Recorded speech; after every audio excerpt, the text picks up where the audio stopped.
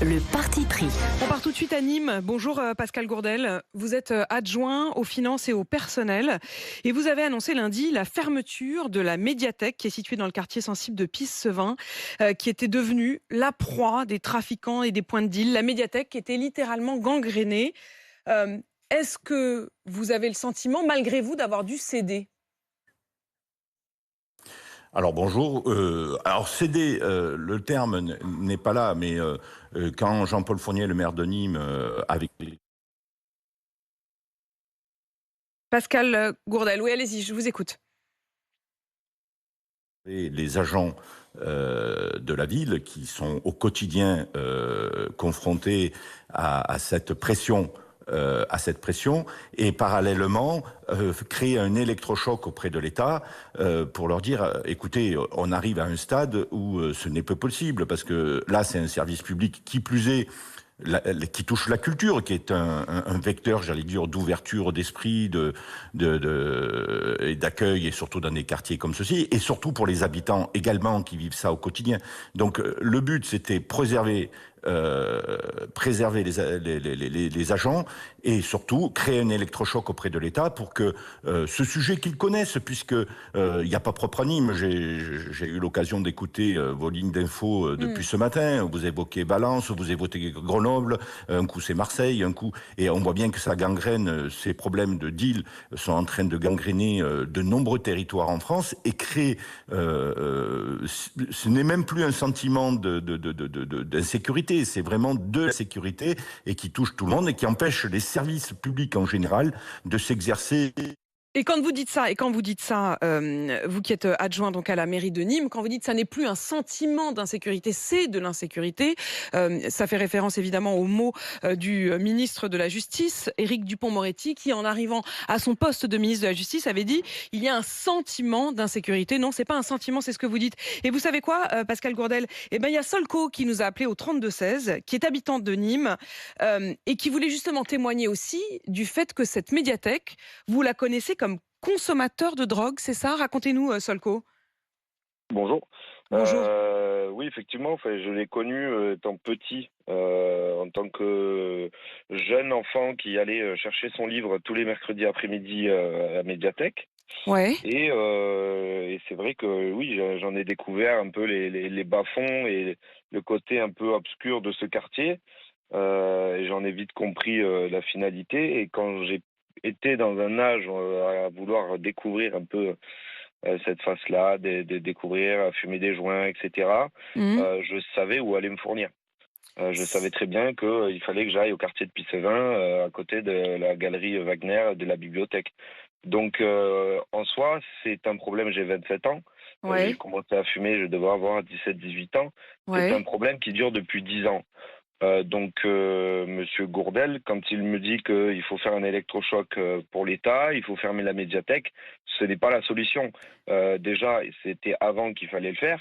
Et ce n'est pas en fermant la bibliothèque et en supprimant ce seul côté, comme il a dit, culturel de ce quartier-là. Au contraire, en fait, c'est ça qui va Mais faire Solco, Oui. est-ce que vous vous sentez pas, c'est-à-dire que c'est quand même extraordinaire d'imaginer que vous avez vous-même été l'enfant qui allait chercher ces livres à la médiathèque, et sûr. vous êtes ensuite devenu l'adolescent qui allait chercher de la drogue à la médiathèque. Mhm. Et aujourd'hui, vous dites, bon, faut pas fermer la médiathèque. Je veux bien, mais est-ce que vous vous sentez pas un peu responsable ? Ben, responsable en soi, si on pourrait dire que oui, mais c'est pas la question, et c'est pas le Un petit sujet peu quand même. que vous voulez aborder, non, dans le Non mais sens où si, je trouve ça important. Non mais Solco, je trouve d'abord que c'est formidable que vous nous ayez appelés, parce que c'est vrai que on a souvent des témoignages des gens qui disent ça va pas, c'est dur. Voilà ce que j'observe. Vous, voilà, vous nous appelez, vous nous dites j'ai été chercher des livres dans cette médiathèque quand j'étais enfant, et j'ai été y acheter de la drogue adolescent. Je sais pas si vous continuez à y aller aujourd'hui, puisque vous avez 27 ans aujourd'hui, et que est-ce que vous continuez à y aller ? ça m'arrive, ouais. Et vous vous sentez, et vous avez quand même l'impression que les responsables, et que la question c'est la mairie. Ben, Vous n'avez pas c'est l'impression de dans faire le sens, partie quand du... je dis la mairie, non, c'est la façon dont M. Gourdel l'a dit, où ils veulent faire un électrochoc en fermant la Ouais, médiathèque, ouais. en se disant que c'est à l'État de régler le problème. Mais en soi, il n'y a pas de présence policière sur place, il n'y a pas de D'accord, commissariat. d'accord. Il Vous n'y a avez pas jamais été de... inquiété en y allant? Moi, Moi, je pense aussi, des fois, il Mmh. faut des MJC pour créer des activités Des maisons de la pour les jeunesse et des jeunes. sports? Mmh. Un côté un peu, enfin, c'est une mission un peu humaine à amener la culture aux jeunes. Et nous, à Nîmes, on a une culture qui est ancrée, c'est la culture taurine. Pourquoi on pourrait pas créer des activités? Je sais que déjà, ça se fait à la maison d'arrêt de Nîmes.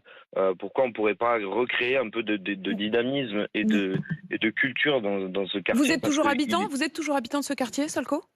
je suis pas habitant de ce quartier. D'accord. Mais Je quand vous suis alliez à la habitant de médiathèque, Nîmes. Je suis habitant de Nîmes, mais je suis pas habitant du quartier. d'accord, mais vous retournez dans ce quartier pour vous fournir?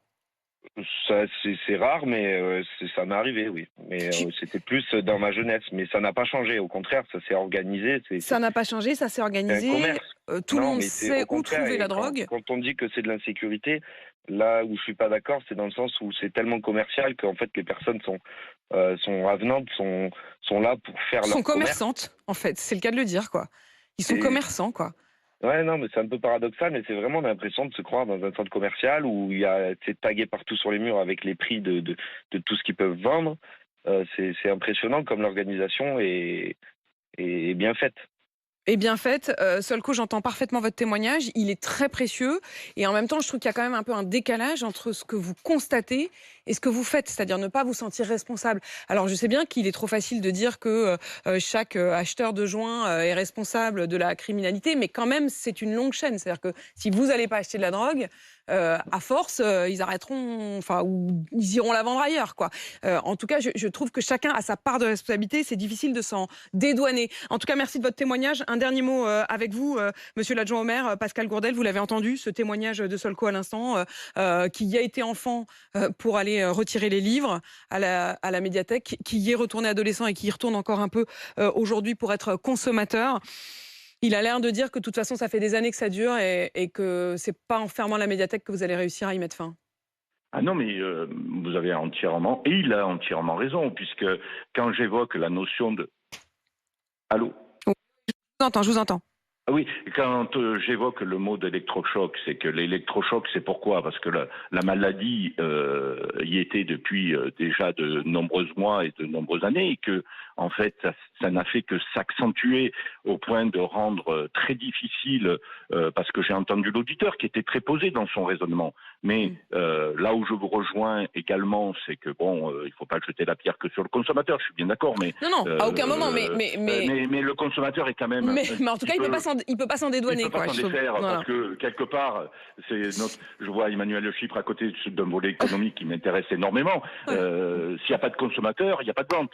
Ouais. Donc ça, c'est le premier point. Le deuxième point, c'est qu'il évoque, lui, des venues ponctuelles, alors que vous avez des agents, par exemple, et des habitants, eux, c'est le quotidien. C'est leur quotidien et c'est euh, vrai que c'était même ironique d'entendre dans la voix de Solco à quel point lui il dit ils sont pas désagréables et j'ai pas le sentiment d'une insécurité parce qu'ils sont très avenants. Évidemment, ils accueillent le client, c'est le cas de le dire. Merci Pascal Gourdel d'avoir expliqué donc votre démarche ce matin et merci à Solco pour son témoignage donc depuis Nîmes.